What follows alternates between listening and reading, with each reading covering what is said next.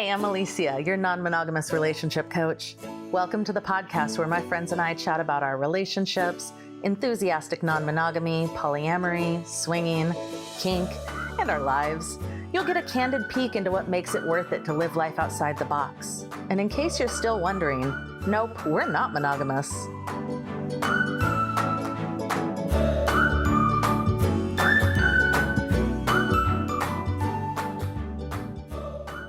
Hey. Welcome to today's episode of Nope, We're Not Monogamous.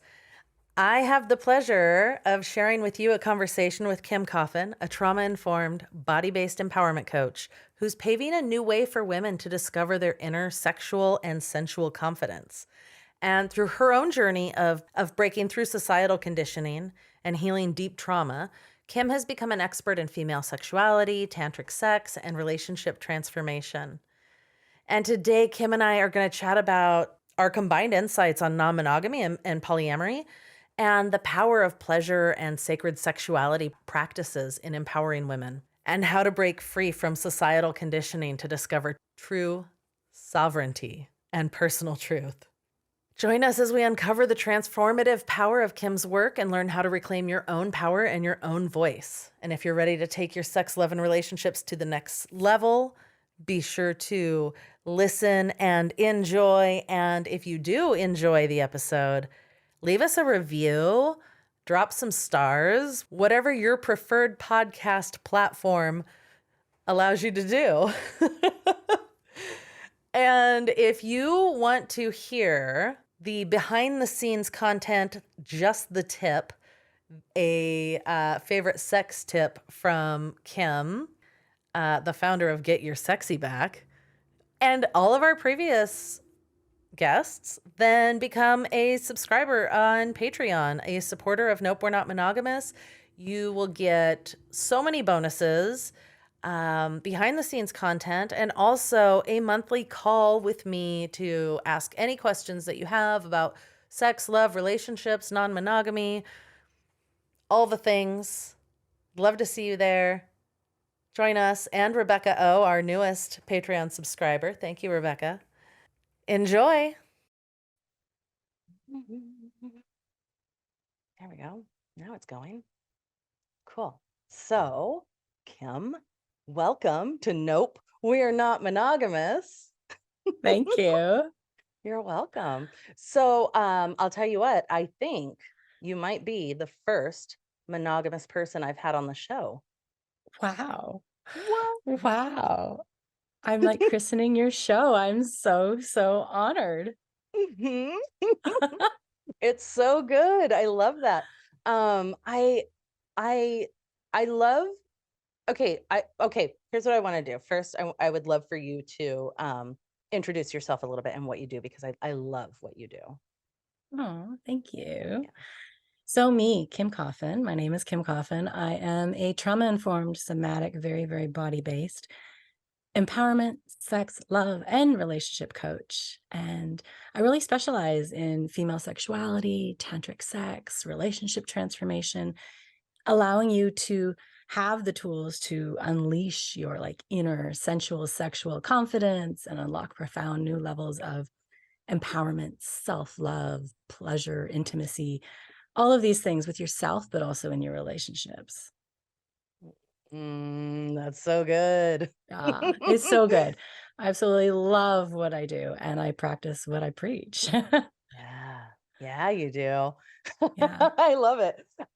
So it's fun because um, a lot of times my clients will come to me having desiring to open their relationships or having an open relationship, and are facing a bunch of challenges like jealousy or feeling insecure, or a lot of what ifs, and a lot of the tools I wind up giving them are I imagine similar to some of the tools that you use with your clients, which is really coming back to yourself and Yeah. finding your inherent self-worth and your own personal turn on. And what Totally. else? Like learning how to step into that impenetrable, unapologetic power, like that I got this and I can make these decisions for my entire life business, relationships, you name it, from this spot. Mm-hmm. And through our Mm-hmm. turn on, totally through our turn on, like connection to our pussy, to our sexuality, to who we are. Like, it is the fastest portal into connecting to who we are is through our sexuality, because it's the biggest place we've been the most disempowered. So that's where we get to really, really connect and create safety and trust and really come home in our bodies to ourselves. Mhm. God, I love that. It's so delicious. Turns me Oh, on just telling you what I do. uh-huh. Yeah. Yeah. Yeah. I mean, I would say that's the work that helped me the most with I'm like a super like jealous and possessive person throughout my life. And what shifted that for me was doing the personal inner work around my own Mm. self-love, which meant making love to myself, right? Yeah. Yeah. Oh, the levels of connection that we can hit. And I'm still like, I've been practicing on a regular, it's not always daily, but used to be daily, but on a regular, like 4 or 5 times a week of sacred pleasure, sacred sexuality practices for years now. And Mhm. even this week, my practices have hit a new levels again that I'm like, wow, they just keep growing in the connection, in the spirituality, in the inner knowing, in the trusting, all through following sacred pleasure, all through connecting back into our body. They just Mm. keep up leveling and up leveling and up leveling. They blow me away after years of practice. Oh, God, I love it. So I'm curious how, okay, first I want to ask you Please. about your experience or exposure or knowledge of non-monogamy. Yeah, for sure. And yeah, I didn't give it to you when I was introing. I should have probably. I just shitted myself. Oh well. Yeah, I've also been married for 25 and 20, not 25, 22 years, together for 25, and have 3 kids. We're almost 23 years married, but 22-year-old and 19-year-old and a 16, almost 17-year-old. So that Mm. is my relationship status at the moment.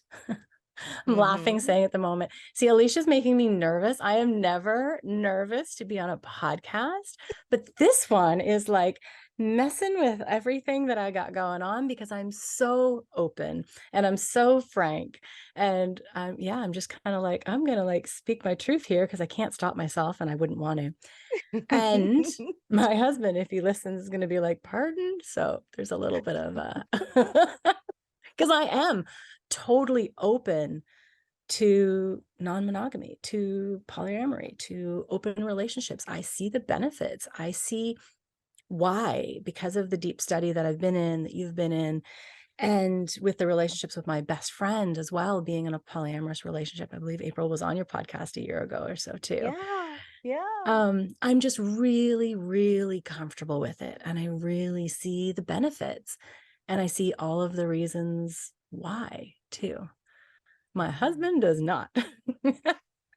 Ooh, juicy. Mhm. Have you guys talked about it at all? Uh, yes, like, not about opening, but I have heard his comments about others and his Mm. judgment towards it. And Yeah. sometimes I feel like I'm literally living with the patriarchy, right? Yeah. In the Yeah. judgment, in the thickness, in the that's crazy. And it's like, Mhm. no, it's actually not. I see Mhm. that now. 10 years ago, I would have said that's crazy.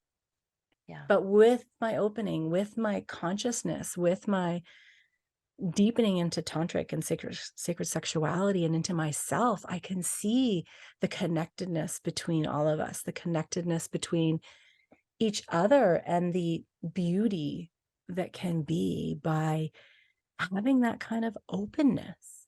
Mhm. Mhm. Yeah, so good. So Yeah. good. I mean, and I anytime I hear someone who is excuse me, anytime I hear someone who is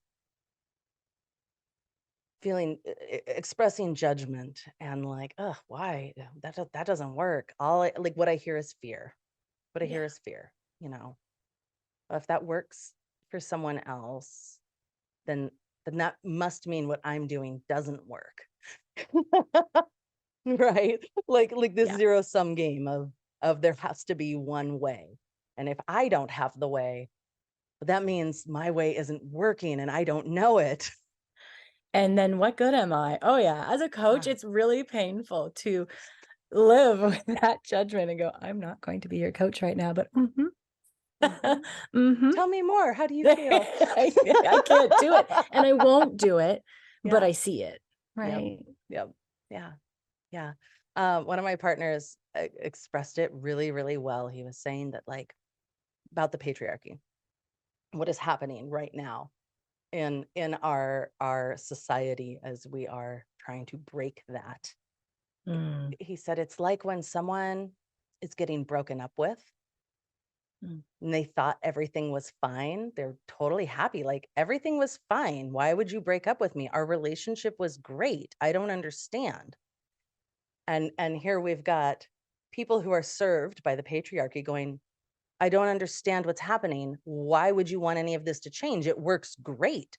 I'm having Nope. an awesome time. Why would you break up with me? I don't, what? What is happening? Yeah. And it's not Oh, serving all of us, right? Like no. the conditioning, the messaging, the shame, oh my gosh, like it's so thick and deep. And that's what I've been unraveling for the last 6 years. And I wouldn't choose another way, Yeah, but we need to keep unraveling. yeah, yeah, yeah, yeah. I love it. So I'm curious. Oh yeah, I'm just gonna ask you. Go for it. So I mean, first of all, congratulations, 25 years. That's a fucking achievement. I know. Like, Thank you. It's true. that is an achievement. It takes so much effort and it just so much work and, like, compassion and um and love and support, like, for yourself and for your partner and for your kid. Like, it takes so much work, right? So first of all, good job. Thank you. Second of all, I'm curious, when you imagine what it would look like to open up a 25-year relationship, what do you imagine? Mm. It's hard because I can get stuck in story, right? Mm-hmm. I can get stuck in this story, this relationship, and see that I don't think that would ever happen. Mm-hmm. Never know, but I don't think so. See, there's that cute story. It's really hard to separate out of the story. Let me put my coaching hat on here. What would that look like? It could be so epic, so amazing. I can see that, but not if both people don't do their own work. Mm-hmm. I can Yeah. see that too. Like there's just no way if he were not going to come to the table and do his own work that would even be a possibility. Does that make Yeah. sense? Yeah. And not to say, hey, 22, 25 years together is not, that good and all. I do want to add a part of for the first, how many years would it have been of our marriage? 16, Mm-hmm. probably 15. Like I was disconnected. I was stuck. I was exhausted. I was fried. I was stuck going through the motions. I was disempowered in so many ways, my truth, my boundaries, my voice, who I was as a human. So, would we have made this many years if I was this empowered as I am now back then? I don't know. Would we even have got together? I don't know if that's who I Mm. would have attracted Yeah. if I was who I am now. Yeah. So it's a Yeah. really interesting place to navigate because I am a totally different human now. And it was Mm-hmm. years, and I can go into, you can tell me how much more history you want me to go into. Like I know all of what led to, you want me to go I'm there? here for Okay. it. Yeah. Trigger Let's hear it. warning, just if we're going there. Yeah, I woke up in the middle of the night, 14 and a half, being sexually assaulted by my stepfather. Mm-hmm. And that was painful and that was awful. And that was one of the worst nights of my life. But the worst part came later when I told my mother the next day and she Mm-hmm. believed me. And then within 2 hours, she didn't. And there was this huge betrayal that I was forced to shut down, put away, dismiss, suck it up, Mm-hmm. and continue on through my teenage years living with them and beyond. They were very much still part of my life, my children's life, my family's life, raising my kids. And I had my daughter on she was my third, she's my baby, and my almost 17. And as she was not as much on my hip and attached to me, I started to pull away, right? But with my mother, with her being very controlling, a lot of narcissistic tendencies, it was scary. It was really hard. So I was shut down and I was so stuck in Yeah. the conditioning, in the society, in the shutdown, sweep it under the rug, don't talk about it. And it really led to my total disempowerment. And I see that. I see that fully for what it is. And then leading into 2013, I started to reclaim some of those places. Like I had these deep, deep body whispers, like, slow down, slow Mm-hmm. down. And I swear I'm 1,000 times slower than I was then. Like I was so much living from trauma response to trauma response, stuck in that pattern. And I didn't know. I just thought I was living a very crazy, amazing, busy mom, great wife, great mom, great woman life, right? Mm-hmm. That's the Super conditioning that relatable. we're all stuck in. And it's the same conditioning that we're stuck in with monogamy or polyamory or whatever that may be. It's the conditioning. So that was me starting to break through in 2013. And it was in 2017 where I finally like really had to make a choice. Like it was me or everybody else. Like there was nothing else left.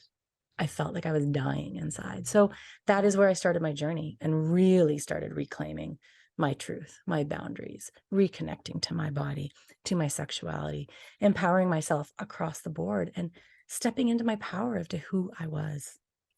So it's interesting. I can see, like, as a coach, to look at the whole relationship, to look at my whole life and go, okay, well, what now? Because I do see Mm-hmm. the options in opening, in being aligned and awake in our Yeah. relationships. Yeah. Yeah. Thank you for sharing all of that. Mm, Because it is, there's always so much more to what's going on than we see, right? yeah, Like yeah, like the busy mom story, right? I'm so the busy mom. yeah. That's what people see. But there's so much more behind that, right? I can see it as trauma. I can see it as I was Yeah. doing it to numb out. I was doing it to stay busy. I was doing it to not be connected to my body, to my presence, to what was going on because it was too painful. And it's a survival mechanism. We all do it at some point or another. Mm-hmm. Mm-hmm. Mm-hmm. Yeah. Yeah. Yeah.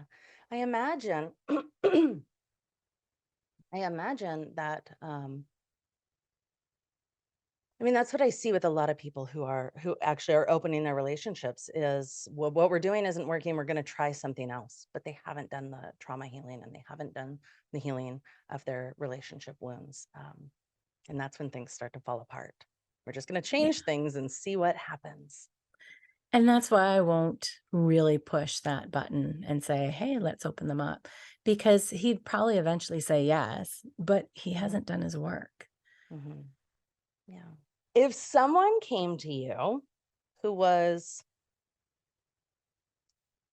say, you 6 or 7 years ago, Mm. right? What advice would you give them? Let's do your work. Mhm. Right. And I also see that we're only responsible for our own work. Yeah. Like we can't make somebody come to the table and do their work.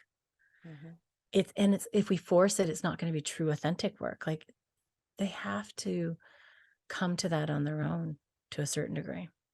Yeah. Yeah. But yes, definitely do your own work.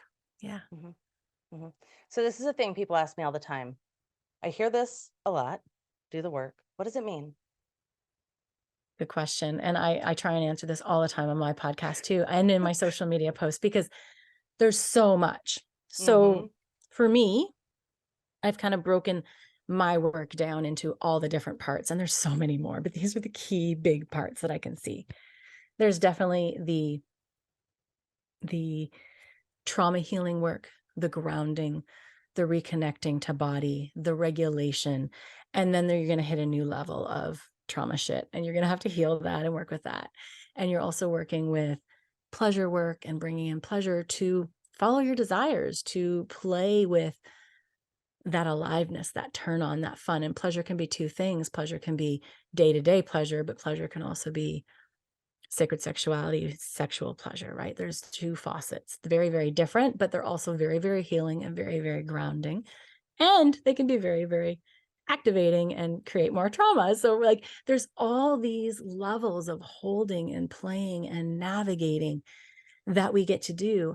And we just keep doing the same things over and over. And like I was saying earlier, with hitting new levels in sacred sexuality experiences, we can also hit new levels in our healing work. It's like this Mm. spiral where we just keep going around, feeding in pleasure, feeding in regulation, feeding in grounding, feeding in reconnecting to body, releasing the layers of shame, releasing the layers, especially from body. I work very, very body based because our body holds so much, even if we don't remember it, even if it's Mhm. beyond us, like mothers, grandmothers, and so forth.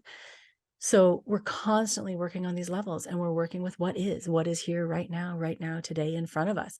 How are we going to hold it? Are we going to add in more pleasure? Are we going to do some de-armoring and release? Are we going to do some nervous system regulation as well as go deep into worthiness? Like, there's so many points and parts. It's a moving structure. It's a literal lifelong journey, Yeah. but it's a Yeah. fun one. I do want to add that in because once you're on board and aligned and following your pleasure, following your desires, following your turn on is fun. Mhm. It's really fun. Even the Mhm. hard parts are empowering. Yeah. Yeah.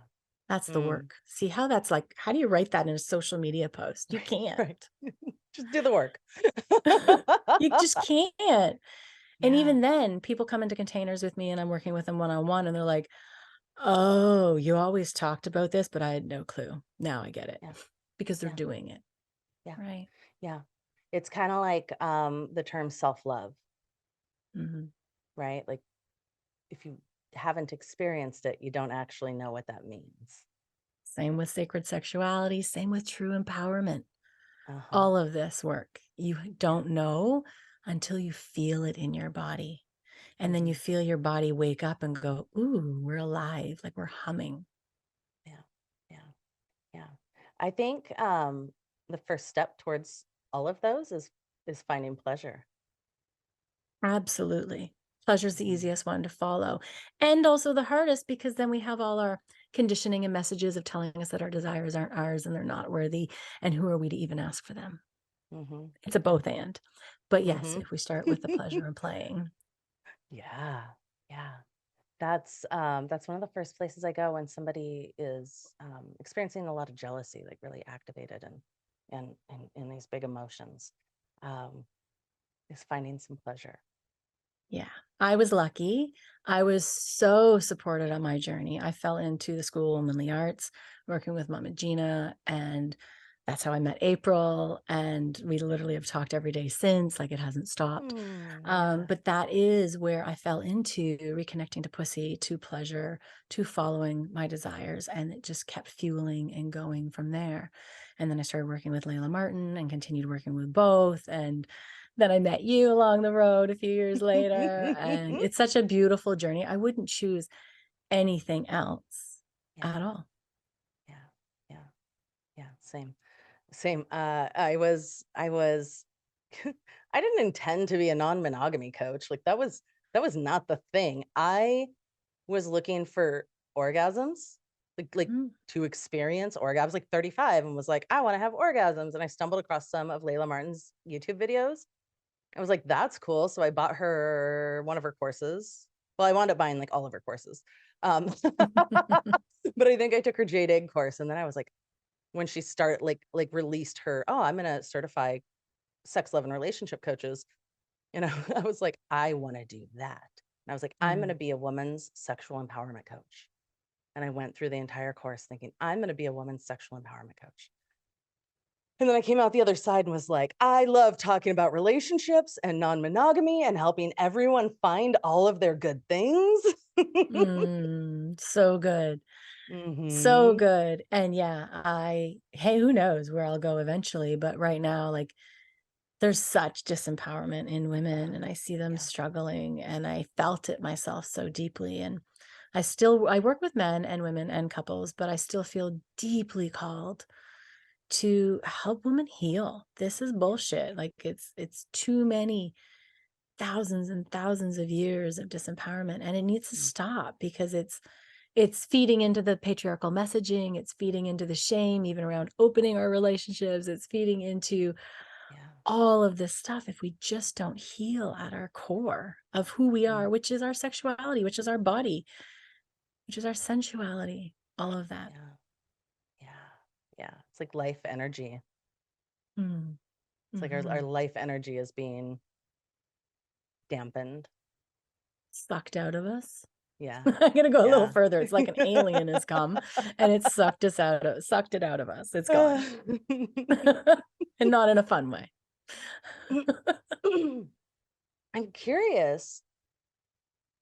So, w- do you think that being monogamous or being non-monogamous is something we choose or is a Uh-uh. part of who we are?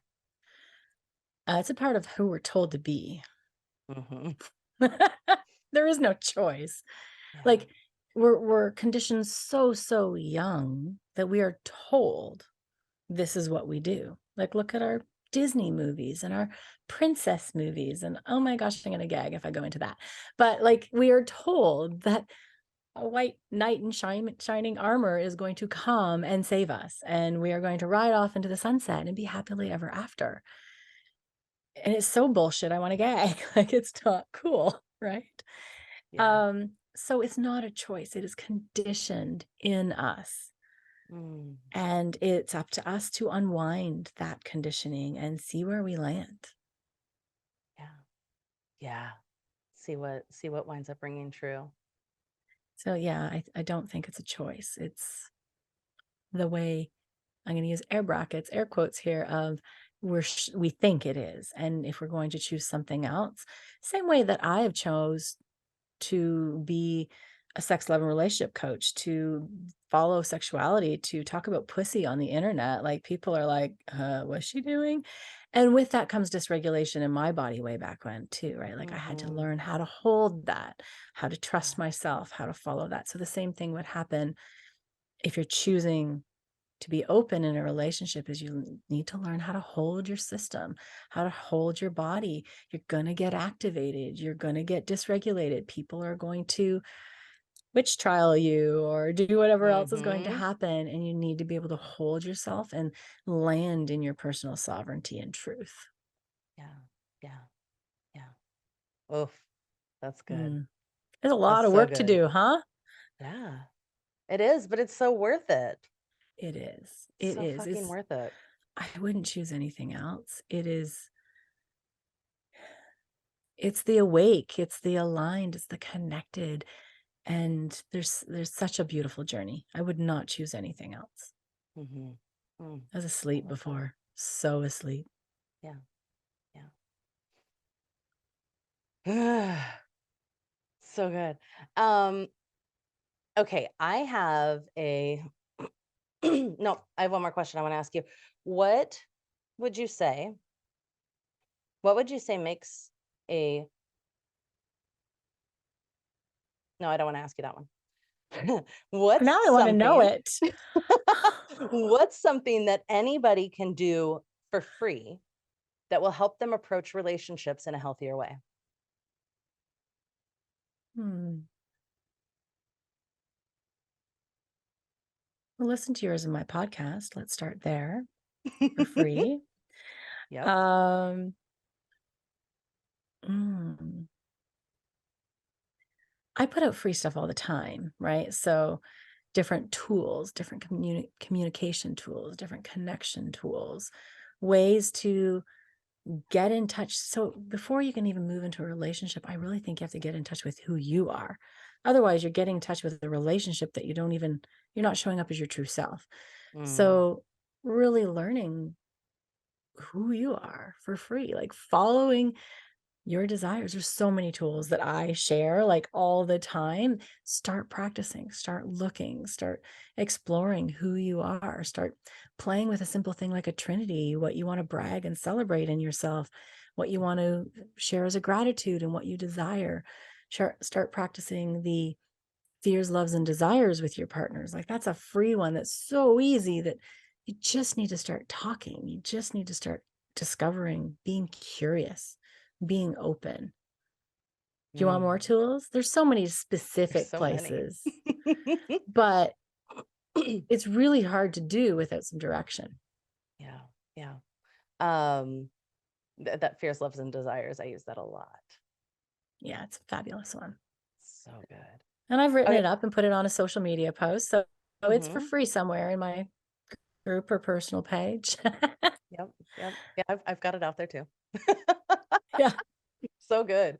I have a segment called Just the Tip that that doesn't go on the regular podcast, but is um, for our supporters of the show, for our patrons on patreon.com/notmonogamous.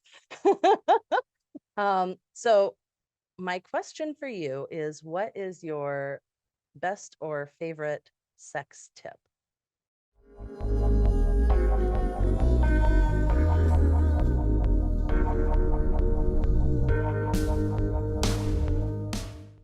Thank you. Is there anything that I haven't asked you that you would like to share? I